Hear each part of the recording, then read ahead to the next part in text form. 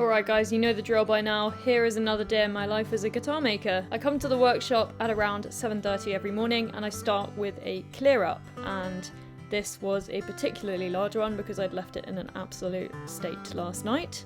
My workshop is by the River Thames in London and it is one of my favourite places, but I will note that before anyone comments that yes, it has no windows and it feels a little bit like a dungeon at times. So it is very important for me to keep it in order and tidy so I don't go insane.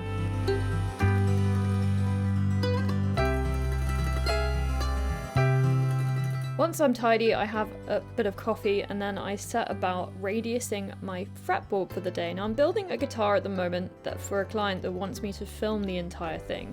And I agreed to this and I think it's a great idea, so there will be a full build video coming at some point.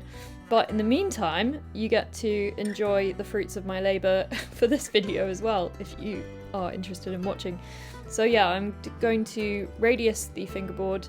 That took me a while. Like, I think the thing that I always recognise when I watch these videos back is quite how long every single process actually takes, and I think that is why these guitars take so long. It is just a bunch of processes, but each one is a bit of a mission.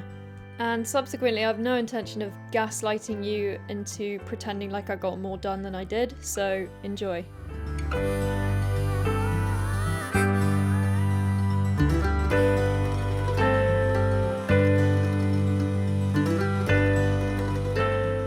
One thing I haven't actually mentioned on the channel before is you see those little hops that I keep doing, or if you were particularly observant in the time lapse at the beginning, I'll just drop that in again and slow it down. You'll see that I'm quite a big hopper, and that is actually because I suffer from Tourette's syndrome. So if you were wondering, I mean, I think I've edited out hopping usually from my videos, but you know, time lapses and stuff I rarely do because it is such a faff to edit out my twitching. And I just thought I'd leave it in today because why not? I might talk a little bit about that later on in the video if you're interested. But meanwhile, let's crack on back again with the fretboard radiusing, which is still going, ladies and gents. But when it was done, it was ready to pin onto the neck and it was ready to glue on.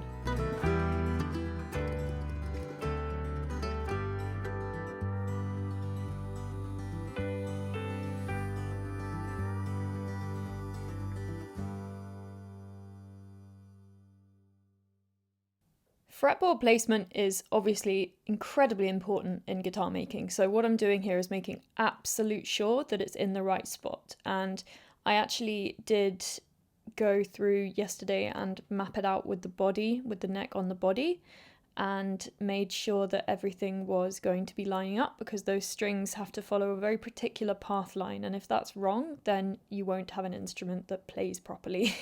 I'm getting some glue on now. I've got the truss rod in the neck, which is good because one time I glued a fingerboard on without the truss rod, which is quite easily done when you're distracted on something so complicated. It's very ironic that one should forget something so simple, but that do be the way it goes, everyone. I used quite a lot of glue because this is quite an important joint, and I'm using a water-based glue. I'm using Type Bond, which is just a pretty standard thing to glue two bits of wood together with. Locate that locator pin inside, makes it easy. My caul here has a radius in it to match the radius I just put in, and I just use some of these clamps, which I fondly refer to as duck clamps, according to the fact that they look like ducks or swans on a pond when they are in situ. Get that clamped nice and tightly down and get ready to route a truss rod access hole in my head plate. Now, nothing fancy here. Again, it's the sort of thing that I probably should use a CNC machine for, but I just don't trust myself on the placement of that just yet. So I do it by hand. I route out a little access hole that I will eventually cover with a little cover so that my client could get back into it.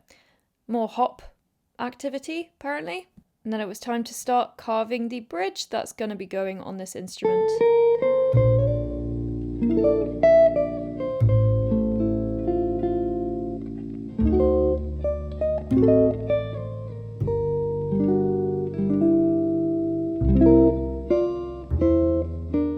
One thing that's very important to remember, but is quite easy to forget until you're at the glue up stage, is to radius the bottom of the bridge so it fits perfectly on the 40-foot radius of the top. I've said it before, but a lot of people don't know, and that's fine, and that's that guitar tops and backs aren't actually flat, they have a radius in them, so you do need to fit any component nicely on them that you are gluing to the convex or concave surfaces. I put some bridge pin holes in the bridge while it was still not completely completely carved, because obviously I don't want to be putting something that fragile in a vise and tightening the vice's jaws around it. So after I drilled the bridge pin holes, I went and stuck the more final carving, more hopping apparently, and then I went to the sandpaper and just started making a really shiny ebony bridge, which is a lovely part of the job, I must say. Ebony is one of those species that just never fails to amaze me in its beauty.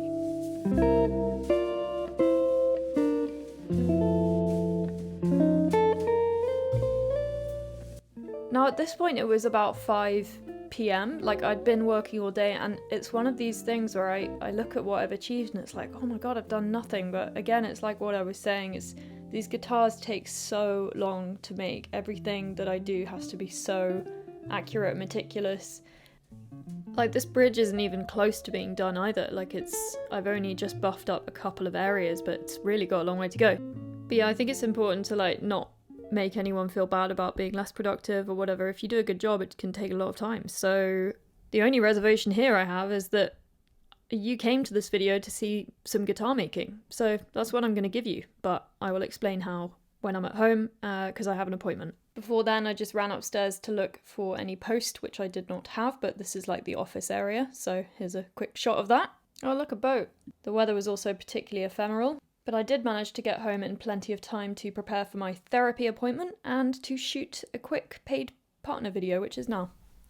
Here I am magically back at my flat. As you guys know, my Tourette's is pretty bad at the moment, like it's having a huge flare-up, and that does bring me on to today's paid partner, BetterHelp. Because of the flare-up my Tourette's has had recently, I have been engaging in CBT therapy. So my therapist on BetterHelp has suggested that we try it out. It's something I haven't committed to before, so it's very much like the second time that we're doing it on this call today, so I'll let you know how it goes. My partner also recently signed up to BetterHelp. He had his first session on Monday and he absolutely loved it, and we were talking about how it's a really nice thing that we can not only do for ourselves but to make sure that we're being good partners to each other. BetterHelp connects you with a credentialed therapist who is trained to listen to you and offer unbiased advice. If you feel like it's the right time for you to start thinking about therapy, then I do urge you to go and check out the link in my bio. It's betterhelp.com/Daisy Tempest. There you can answer a few questions and BetterHelp can match you to a professional, usually within 48 hours of signing up. If you do use the link in the bio, you will receive a special little discount that I've arranged on your first month of BetterHelp. I've got to get back to my session, so obviously I'm not going to film that because that'd be weird. So let's assume that it's magically an hour after my session. I'm going to go get changed and because I'm going to go meet some friends.